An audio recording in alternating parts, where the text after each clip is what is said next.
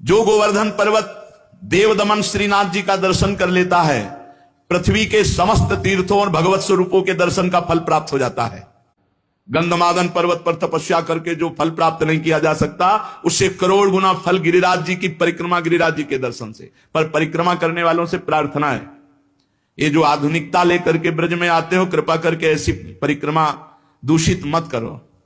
परिक्रमा लगानी है तो नंगे पैर लगाओ, जूता मोजा पहन के परिक्रमा नहीं लगाई जाती। जो 3-3, 4-4 परिक्रमा लगाते हैं वो महानुभाव कपड़ा बांधे रहते हैं, उनकी बात अलग है। आप कहो जिंदगी में दोबारा ना लगाने को मिले, इसके बाद कोई व्यसन परिक्रमा मार्ग में न करे गिरिराज जी में। जैसे हमने देखा है, स्वयं सिगरेट पी रहे हैं, मसाला खा रहे हैं, पिच पिच थूक रहे हैं, तुम्हें शर्म आनी चाहिए। तुम ब्रजमंडल भगवान की तीर्थ मंडली जहां विराजमान है गिरिराज जी में, वहां आए हो, वहां तुम थूक रहे हो, तुम्हें शर्म नहीं आ रही? एक दिन मसाला नहीं खाओगे मर जाओगे, एक दिन बीड़ी सिगरेट नहीं पियोगे मर जाओगे, एक दिन नशा नहीं करोगे तो मर जाओगे। अरे यहां मंगल में धाम में आकर ये सब गंदगी करते हो। इसलिए परिक्रमा में दाहिने थूके नहीं, मुते नहीं, कुल्ला न करे। दाहिनी तरफ आराध्य देवते, चाहे वृंदावन की परिक्रमा हो, चाहे गिरिराज जी की, चाहे बरसाना धाम की, और नंगे पैर लगाओ।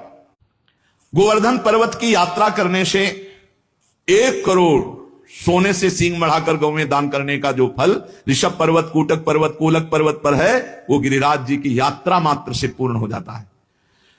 ऋषिमुख, सहगिरि, देवगिरि की संपूर्ण यात्रा और पृथ्वी की पूरी परिक्रमा करने का जो फल है, उससे करोड़ गुना फल गिरिराज जी की लूट लूट करके प्रदक्षिणा करने से प्राप्त हो जाता है, अर्थात दंडवती परिक्रमा से। भविष्य काल में उसका मंगल नहीं हो सकता जो एक बार गिरिराज जी से प्रीति कर ले। जय गिरिराज महाराज। श्री शैल पर 10,000 वर्ष तक जो तप और यज्ञानुष्ठानों का फल मिलता है, गोवर्धन के पुच्छ कुंड में, जहां अप्सरा कुंड है, पुछरी के लोठा के पास, स्नान करने से वो फल प्राप्त हो जाता है। जो गोवर्धन पर्वत पर उत्तम ब्रजवासी ब्राह्मणों को पवाकर दान देता है, वह स्वर्ग चाहे तो स्वर्ग, भगवान के वैकुंठ धाम को चाहे तो वैकुंठ धाम की प्राप्ति होती है। धन होए ना तो ये लाभ लेना चाहिए, भगवान के तीर्थों धामों में जाकर के भूखों को भोजन देना चाहिए, पूज्य जनों को कुछ दक्षिणा भोजन ऐसे करना चाहिए। भगवान दिए हो तो करना चाहिए। यहां 1 का लाखों भगवान देते हैं, मिलेगा, थोड़ा धैर्य रखो। समय, खेती भी बोई जाती है तो अपने समय से फलीभूत होती है। हमारे गोवर्धन पर्वत पर जो मानसी गंगा है, बहुत पवित्र है मानसी गंगा, बहुत पवित्र। अनुभव की बात कह रहा हूं, तभी बार बार हम जब गिरिराज जी की बात करेंगे तो मानसी गंगा की बात करेंगे। सैकड़ों राजसूय यज्ञ करने वाला उतना पवित्र नहीं हो सकता जितना मानसी गंगा में स्नान करने से गिरिराज जी का दर्शन स्पर्श महान पुण्यात्मा को प्राप्त होता है। यदि आपको विश्वास ना हो तो देखो, मैं महापापी हूं, गोवर्धन की शिला स्पर्श मात्र से मैंने भगवान श्री कृष्ण के स्वरूप को प्राप्त कर लिया। अब देखो परिक्रमा लगा रहे हैं, चबा रहे हैं, खा रहे हैं, भुट्टा खा रहे हैं। अरे 21 किलोमीटर है गिरिराज जी महाराज।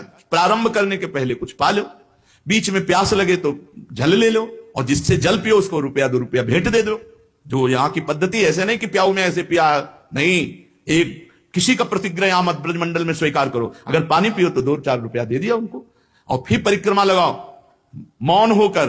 ये प्रपंच की बातें करते हुए परिक्रमा में सब तुम्हें हृदय की ग्रंथि खोल ली है। प्रपंच की देखो ना, दुनिया की बातें। अरे भगवान के धाम में आकर आप सोचो, यहां सुगंध फैलानी चाहिए कि दुर्गंध? बीड़ी, सिगरेट, तंबाकू, पान मसाला, शराब, ये सब भैया बाहर छोड़ो ब्रज 84 कोस के। यहां आओ तो कमाओ, भगवान का पुण्य मंगलमय धाम का आनंद प्राप्त करो। गोवर्धन महाराज में जो कष्ट सहा जाता है वो बड़े बड़े पापों का नाश करता है, बड़े बड़े पापों। अरे ये कमाई की जगह है।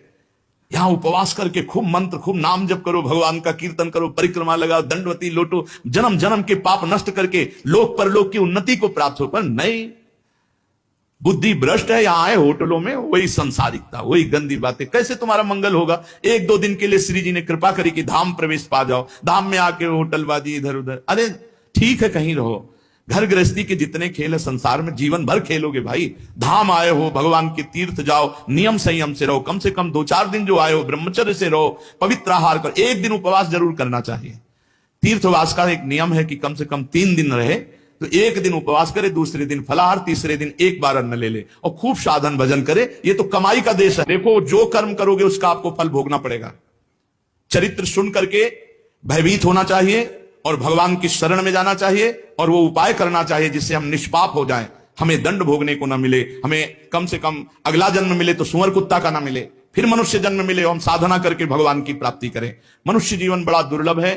दुख की निवृत्ति के लिए कोई भ्रमित मत होना, बार बार आपसे कह रहे हैं। जब तक आप स्वयं अनुष्ठान नहीं करेंगे, स्वयं भजन नहीं करेंगे, तब तक आपके दुख को कोई मिटा नहीं सकता, नहीं मिटा सकता।